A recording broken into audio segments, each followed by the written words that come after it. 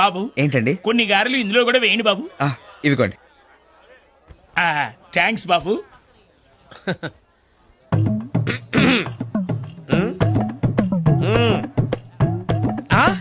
నాకా? రే ఎంత మంచి పని చేస్తున్నావురా. ఎవరన్నా అడిగితే నాకని చెప్పకు, నీకని చెప్పు. చా ఎవరు అడగకపోతే